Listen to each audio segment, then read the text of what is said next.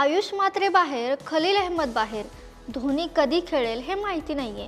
चेन्नईची अर्धी टीम सध्या दुखापतीमुळे हंगामाच्या बाहेर झाली. पण चेन्नईच्या ताफ्यात एका नवीन खेळाडूने वाईल्ड कार्ड एंट्री मारली आहे, ज्याने चक्क दुबईचं ऐशोआरामाचं आयुष्य सोडून टीम इंडियासाठी खेळण्याचं स्वप्न पाहिलं. ज्यानं वयाच्या 15व्या वर्षी दुबईत एकाच वर्षात 1700 पेक्षा जास्त रन्स केले होते. तो मॅकनील नरोना नेमका आहे तरी कोण?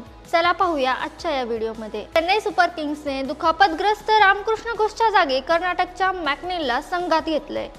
मॅकनीलचा जन्म 23 सप्टेंबर 2001 रोजी दुबईमध्ये झाला.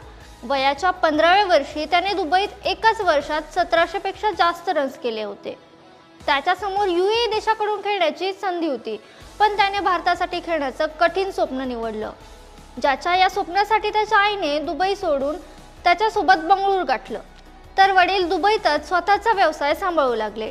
मॅकनील चर्चेत येण्याचं कारण म्हणजे त्याने CK नायडू ट्रॉफीमध्ये 79च्या सरासरीने तब्बल 1037 धावा केल्या, ज्यात 3 मोठी शतके सुद्धा आहेत. इतकंच नाही तर 2025च्या महाराजा ट्रॉफीमध्ये त्याने बंगळुरूकडून खेळताना ड्रॅगन्सला चॅम्पियन बनवण्यात महत्त्वाची भूमिका बजावली होती, जिथे त्याने 253 धावा आणि 10 विकेट्स घेतल्या होत्या.